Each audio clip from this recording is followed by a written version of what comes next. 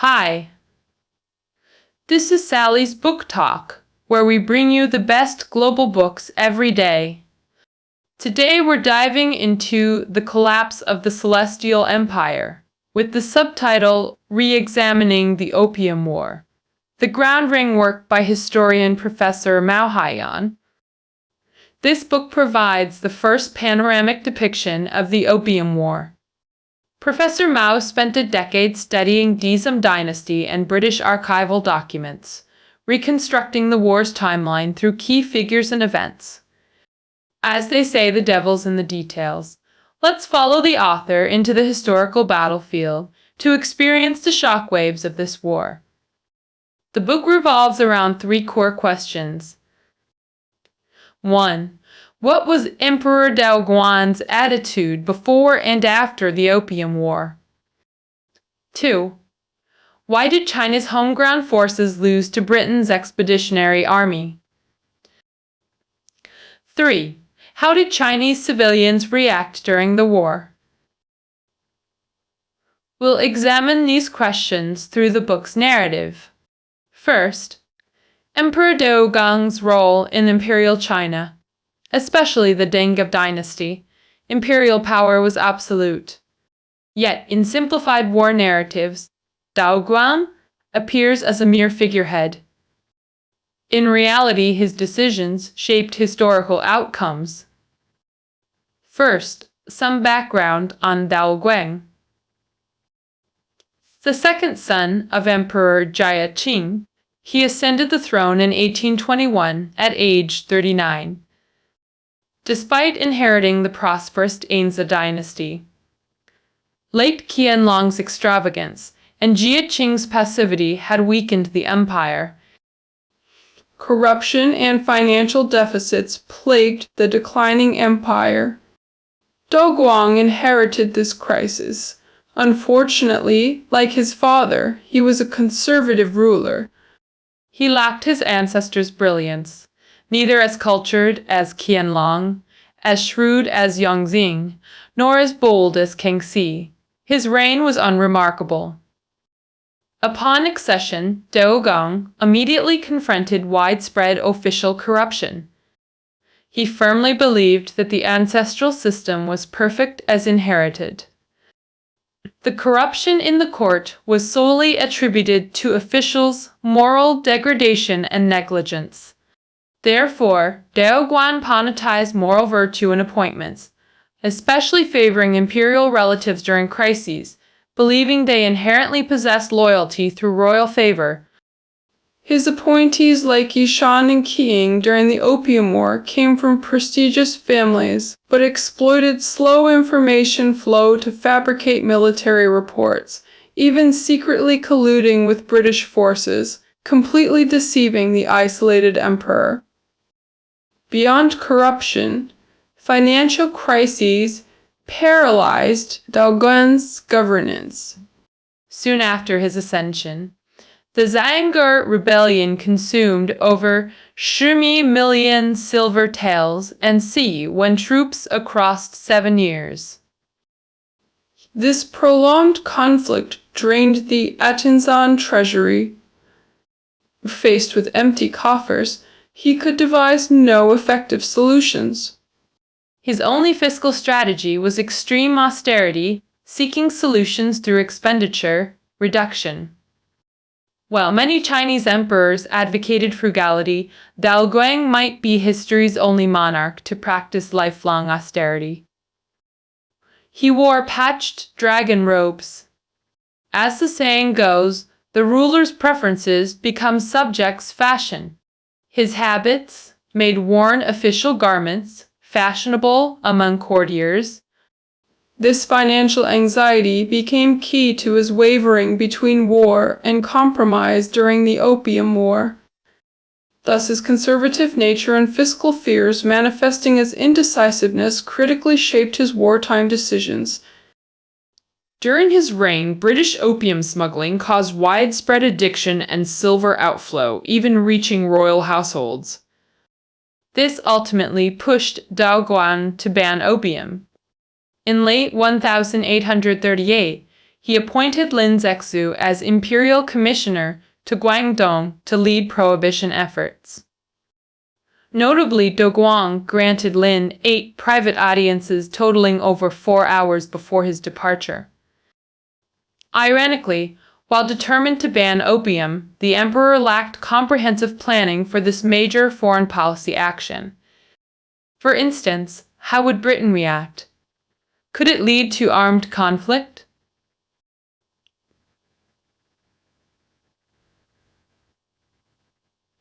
Such crucial questions were never discussed with Lin Zexu.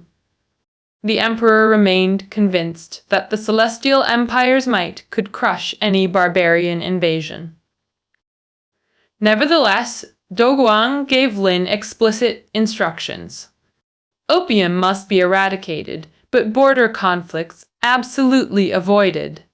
Meaning, stop the opium trade without provoking war with Britain. The reason was simple: fiscal anxiety. On the eve of war, the Daisum treasury held barely 10 million silver taels. To put this in context, frequent Yellow River and Grand Canal floods threatened vital grain transport. Annual maintenance cost about 7 million taels, rising to 10 million during major crises.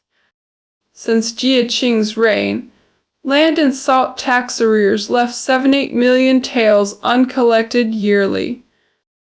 The Northwest Rebellion mentioned earlier cost 13 million taels over 2 years, funded through emergency donations. At nearly 60, Doguang believed in Daisum's military strength, but dreaded new conflicts from prohibition. Lin Zexu exceeded expectations, destroying opium stocks at Human. Ironically, this enforcement became Britain's casus belli. In June 1840, British warships blockaded the Pearl River and attacked Zhoushan, starting the war. Throughout the war, Doguang vacillated between suppression and appeasement strategies. This indecision stemmed both from his character and officials' deliberate misinformation. When British captured Zhoushan and Dinghai, his initial response was militant. He mobilized troops to severely punish these barbarians daring to challenge imperial authority. Then, in August 1840, he received British Foreign Secretary Palmerston's letter to Chinese ministers. But China had no equivalent of a prime minister then, and this letter wasn't delivered directly to Beijing, but translated by Tianjin officials. This letter dramatically shifted Doguang's stance, marking his first policy shift from war to negotiation. Modern analysis reveals this shift resulted from critical translation errors. The Chinese version, Doguang, differed drastically from the original English. The original letter stated British demands for compensation over Lin's opium destruction and punishment of officials. It also included formal requests for island concessions and expanded trade ports. The British text maintained diplomatic formality with carefully chosen wording. But the translated version presented to Doguang was fundamentally altered. What was a diplomatic note became a petition, claiming Lin Zexu's oppression and begging for imperial justice. Thus, Doguang believed the British were victims of unfair treatment at Human. He perceived their naval presence as subjects appealing to the emperor's benevolence. The territorial demands were misinterpreted as barbarians seeking celestial favors. This distorted translation completely reversed Doguang's position toward negotiation. This document marked the beginning of Doguang's systematic deception by local officials. He issued an edict expressing sympathy for British grievances, and dismissed Lin Zexu. Imperial Commissioner Kashan was dispatched to Guangdong for negotiations. Thus, the opium-destroying hero Lin Zexu became a scapegoat. To Daoguang, sacrificing officials mattered little if it reduced expenses and restored peace. But Kashan found British demands, including $6 million indemnity, irreconcilable with Admiral's limits. British terms included not only reparations but territorial concessions and equal diplomatic relations. The demand for equal interaction was utterly unacceptable to the self-proclaimed Celestial Emperor. In December 1840, after receiving British demands, Daoguang deemed them insatiable and reverted to warfare, his second policy shift. He dismissed Kashan for incompetence. On January 30th, 1841, Daoguang appointed imperial relative Yishan as General Jingni, mobilizing troops from 7 provinces to Guangdong for decisive battle. From January to August 1841, the war's first phase, saw Etain's wooden junks helpless against British warships. Yishan's initial confidence quickly evaporated. Unaware of realities, Daoguang kept pressuring Yishan to annihilate the barbarians. Forced into action, Yishan attacked British ships before they even landed. Qing forces focused on British warships anchored in the Pearl River. Lacking naval power, Yishan staged an ineffective fire attack to appease the emperor. Yet Daoguang received reports claiming successful destruction of British ships. Delighted, he rewarded Yishan with imperial gifts. Yishan audaciously negotiated a secret coterie with the British without imperial consent. He promised to persuade Daoguang to reopen trade in exchange for British military restraint. Reports to Daoguang fabricated total victory and claimed peace required only trade resumption. They concealed the country's regional limitation, making Daoguang believe national peace depended on Guangdong trade. Thus, Daoguang shifted to appeasement again. His third policy, reversal. This marked his third strategic about-face. He approved trade resumption and, to save costs, immediately recalled provincial troops from Guangdong. After all, how much does maintaining this massive army in Guangdong cost daily? With Guangzhou trade resumed and British forces withdrawn, Yishan declared peace achieved. The British agreed to Guangdong Kataip mainly to protect commercial interests from wartime disruptions. Their letters explicitly stated the Kataip only applied to Guangdong province. Other provinces remained war zones until formal treaty ratification. Yishan fully knew of British plans to attack Fujian and Zhejiang but concealed this critical intelligence. To avoid accountability, they falsely reported British whereabouts after leaving Guangzhou. As imperial king, Yishan prioritized personal gain over state security, tragic and lamentable. What followed was predictable. From August 1841, British forces conquered Tianmen, Dinghai, Zhenhai, and Ningbo within 2 months. Enraged by these reports, Daoguang shifted to war again. His fourth reversal launching failed counterattacks in Zhejiang by spring 1842. Consecutive defeat sparked peace negotiations within the court. Facing relentless failures, Daoguang reluctantly agreed to negotiate his fifth policy shift. To save face, he demanded military victory before talks. The suppress then appease strategy. This revealed the emperor's complete ignorance of military realities. On April 15, 1842, Doguan dispatched Qi as envoy to Zhejiang negotiations. By then, British captured Hwasong and Zhenjiang, shattering the emperor's strategy. Qi's delegation ignored imperial orders and rushed into unauthorized negotiations. Like Yishan before him, he employed deception to feign compliance with imperial commands. They lacked authority to sign treaties on the court's behalf. To expedite negotiations, Qi's delegation resorted to double deception. They forged imperial edicts authorizing treaty negotiations with the British, while simultaneously deceiving the emperor. He fabricated British proclamations about visiting Beijing to pressure Doguang into rapid approval. The forged documents suggested British plans to meet Doguang personally, triggering imperial protocol concerns. Direct dialogue with barbarians was deemed more damaging than territorial or financial losses to imperial dignity.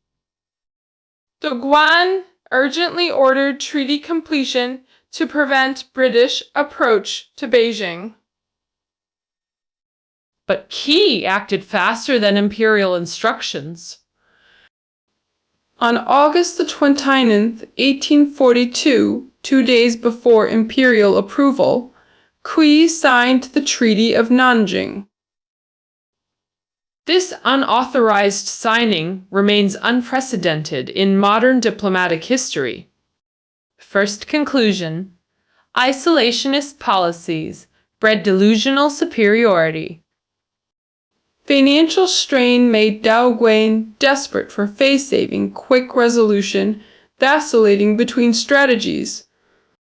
His wavering reflected systemic failures.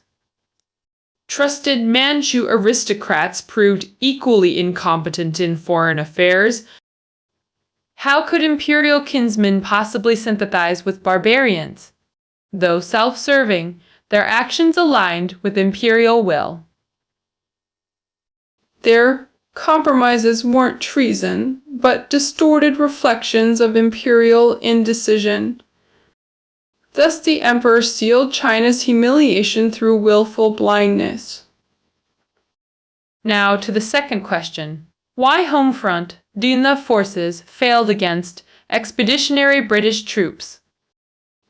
During the Opium War, British forces proved invincible, while Dena defenses collapsed repeatedly. Despite being expeditionary forces crossing oceans, the British initially had no certainty of victory. The Tom army held home advantage, yet failed to capitalize on it. Why then did the Dinsan forces still lose? Conventional wisdom attributes failures to soldier cowardice and officer desertions.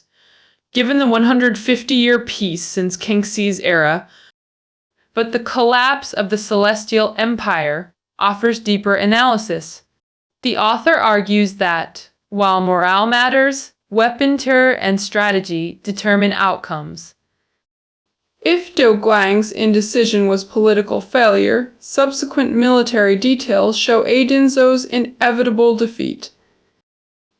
Qing's comprehensive failures in intelligence, armaments, and troop deployment sealed their fate. First, examining intelligence failures. As military strategy states, know yourself and your enemy, never be defeated. Pre-war intelligence disparity was vast. Britain systematically gathered China intelligence for decades. The Macartney Embassy, 1793, under Qianlong, secretly mapped China's geography and defenses. Conversely, Taimang's understanding of Britain remained primitive. Emperor Daoguang epitomized this ignorance, unaware of Britain's location or population. Not until May 1842, near war's end, did he realize his strategic blindness. He then frantically inquired about Britain's distance and land routes. Ironically accurate world maps from Kangxi-era missionaries gathered dust in palace archives. If even the emperor was this ignorant, high officials naturally followed suit. Qing commanders held crude misconceptions about British forces, leading to frequent tactical errors. As early as 1839, and some forces witnessed British artillery prowess, but wrongly concluded they were weak in land combat. Rumors even claimed British soldiers had stiff waists and legs, prone to falling on land. Coastal defenses focused on countering naval bombardment while ignoring potential flanking maneuvers after landings. Example: in March 1841, Fujian Zhejiang Governor Yan Botou spent over 1 million silver taels building defenses at Xiamen's estuary. A 1.6 kilometer long, 3.3-mi granite wall, 2.6 meters thick, with 100 cannons spaced 100 man apart, 279 auxiliary batteries on nearby islands formed crossfire networks. With 5,600 troops, Xiamen became China's strongest coastal fortress. Yan brimmed with confidence in his creation. He memorialized, "Should the British dare attack, none shall survive." The actual British assault force, 10 warships, 310 guns, 2,500 troops. Within an hour, and Tom lost peripheral batteries to naval bombardment. Instead of frontal assault, British landed troops to flank and capture Xiamen. The author comments, "This defeat epitomized total failure." British naval front. Army flank tactics proved devastatingly effective throughout the war. Yet officials in Daoguang still believed British relied on Chinese traders for land operations. Laughable ignorance. Intelligence failures were bad enough, but their self-assessment of weaponing also failed miserably. Next, we examine Sino-British military equipment disparities during the Opium War. During the Opium Wars, Britain's Industrial Revolution advanced metallurgy, gunpowder production, and shipbuilding, transitioning its military to firearm dominance. Qing forces used a mix of cold weapons and outdated firearms, technologically lagging 200 years behind. Let's examine artillery first. During Kangxi's reign, 1661-1722, Jesuit Ferdinand Verbiest helped manufacture cannons for the Tanja. Western cannon designs remained largely unchanged throughout the 18th century. Thus, during the Opium War, some cannons appeared similar in form to British counterparts. The crucial difference lay in manufacturing quality. Qing cannon flaws: 1. Inferior metallurgy, low furnace temperatures, produced impure porous iron, prone to explosions. 2. Primitive casting techniques. British used iron molds and barrel finishing for smoother interiors and stable trajectories. Qing still used clay molds without internal polishing, causing erratic shots. 3. Incomplete supporting systems. Most Angzham cannons lacked movable mounts, fixed in elevation and direction. No sights. Gunners relied on experience for aiming. 4. Neglected maintenance. Cannons rusted outdoors. Many dated from Kangxi or even Ming Dynasty, 1368 to 1644. Untested for decades, their operational status remained unknown. Despite similar appearance, quality differences made Aidinza artillery ineffective. 0 British ships sunk versus catastrophic Tainza losses. Now to firearms, like artillery. Aidinza's small arms paled against British counterparts. Qing forces used Portuguese muskets introduced in the 16th century, with 100 mm range and only 2 rounds per minute. British employed advanced Baker rifles with 200 mm range and 2-3 rounds per minute. Brunswick rifles had 300 mm range and 3-4 rounds per minute, both outclassing Gardena firearms. Qing muskets were obsolete in both range and rate of fire compared to British weapons. No retirement system for firearms. Some An muskets saw 160+ years of service without replacement. The greatest disparity lay in naval capabilities. Our final comparison. Qing's navy consisted of Fujian and Guangdong coastal patrol fleets. Their primary mission was coastal policing, not offensive combat. By modern standards, this was a maritime militia rather than true navy, though numbering hundreds. Dane's ships were small and lightly armed. Their bestarmed vessels matched only Britain's lightest warships in for hire. Chronic maintenance issues left many ships unseaworthy. Pre-war, only 48.8% of Fujian fleet was combat ready. Britain's 400+ warships featured robust hulls and began adopting steam propulsion. Copper-sheathed hulls, 101,000+ tons displacement, carried heavy armaments. British ship speed and shallow draft allowed coastal. Riverine dominance. This naval gap forced Aidinza into passive defense, ceding strategic initiative. Weapon disparities ultimately manifested in lopsided casualty ratios.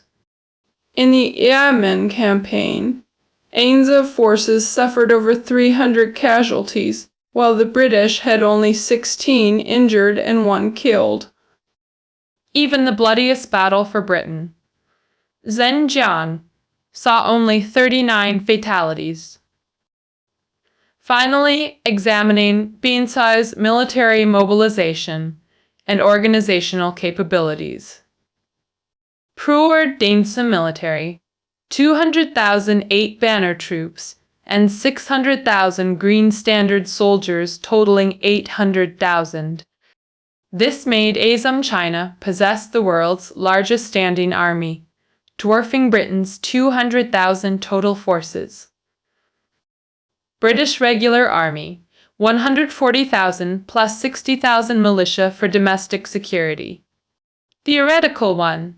For numerical advantage became 140 with only 20,000 British troops deployed to China.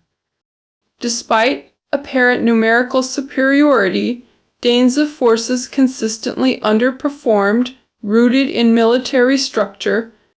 Qing's military dual system. 200,000 elite 8 banners, garrisoned in key cities. 600,000 Green Standard troops in provinces. With no police system, these forces primarily maintained domestic order rather than national defense, essentially serving triple roles: police, internal security, and nominal national defense. Their primary function leaned toward policing rather than military defense. To maximize social control, troops were dispersed across countless small garrisons. Example: 517 troops in Tianmen and Gulangyu, spread across 40-plus posts. Even if fully mobilized, these scattered forces couldn't match British mobility. Zooming out from Yemen to national scale. Actual combat provinces during the war: Guangdong, Fujian, Zhejiang, Chuzhou. Theoretical troop numbers meant little when forces were dispersed across vast territories. British concentrated forces achieved local superiority despite overall numerical disadvantage. Actual battle sites included Human and Guangzhou, Guangdong, Xiamen, Fujian, Dingai, Shanghai, Ningbo, Zhejiang, and Wasong, Zhenjiang, Jiangsu. Even with 220,000 troops across 4 provinces, only 30,000 were in combat zones, still unable to concentrate forces. Troop mobilization faced severe logistical constraints. The 1,841 Xiamen defense mustered only 5,680 troops, numerically inferior to British forces. Some suggest reinforcing combat zones from other regions to gain numerical advantage. But primitive transportation nullified this theoretical advantage.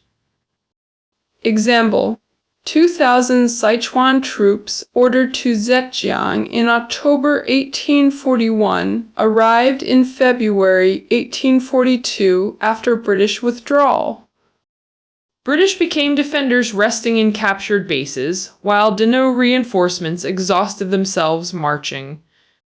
British strategy focused on coastal raids rather than territorial occupation to force negotiations. Their naval mobility allowed Hitondran attacks along the coast. Captured cities were temporarily occupied, then abandoned to maintain strategic initiative. Qing reinforcements often arrived to find empty cities, their efforts wasted. Thus, the home advantage became a liability of endless chasing. Conclusion: through intelligence, armaments, and logistics analysis, we've answered why Homefrontism failed against expeditionary British. In essence, pre-modern Azam military met industrialized British forces, losing both technological and organizational edges. Put differently, British forces with modern military capabilities faced a Qing Dynasty reliant on pre-modern weaponry. The war's outcome was predetermined. Surprisingly, neither the emperor nor officials reflected on military backwardness, instead blaming traitors for failures. They attributed every defeat to these alleged collaborators issuing repeated orders for their punishment. Who exactly were these so-called traitors? In reality, most were ordinary civilians in conflict zones. How did they become scapegoats for official condemnation? What role did they actually play in the war? This forms the book's third analytical focus. How did civilians in war zones actually respond? Conventional wisdom suggests Chinese should have united against British aggression through People's War. The saying, 正义多助,失道寡助, just causes gain support, implies British should have faced united resistance. But reality defies this assumption. Historical hindsight distorts understanding. People often project modern perspectives onto historical contexts, creating distorted conclusions. The author reconstructs historical reality through archival research into civilian responses. Following the human opium destruction, 1839, British Parliament declared war with initial clashes at Kowloon and Human. These early defeats barely registered within fiefdom bureaucracy. From court to commoners, reactions remained muted. By July 1840, British captured Zhoushan. Dinghai Ayamen, yet conflict escalation remained poorly understood. These developments only appeared in local memorials, unknown to many central officials. N. Guofeng held a civil post in the Hanlan Academy during this period. His diaries reveal routine calligraphy, practice, and study, no awareness of national crisis. If even central officials like Zhang remained oblivious, ordinary citizens knew even less about the war. However, in war zones, civilian attitudes towards invaders defied all expectations. Before analysis, we must ask, how did 20,000 British troops sustain their campaign in China? Relying solely on Indian supply lines was lengthy and risky. British military archives show occasional shortages, but generally adequate provisions. Most supplies actually came from China itself. Who provided these resources? Local civilians and merchants in combat zones. British records show civilians actively sold provisions and provided labor to occupying forces. For modern perspective, these collaborators were branded as Han traitors by Adzina officials. Officials' reports lamented widespread collaboration, attributing defeats to traitor villages. Beyond collaborators, most civilians showed little hostility. British accounts describe locals watching military movements as spectators rather than resisting. In occupied areas, most residents passively complied with occupiers. British held Zhoushan for 6 months with minimal local resistance. This raises the question, why then the famous Sanyuanli uprising? The Sanyuanli protest erupted not from patriotism, but British desecration of graves and property. This resembled traditional, anti-official rebellions more than national defense efforts. Consequently, British forces tightened discipline to prevent similar incidents.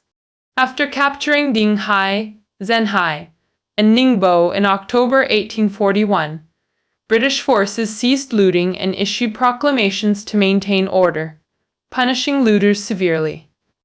In Yuyao and elsewhere, British even distributed government grain to famine victims, creating unexpected stability in occupied areas. Contrastingly, Anzai reinforcements plundered coastal regions, and Shaocaxing troops caused market closures through extortion.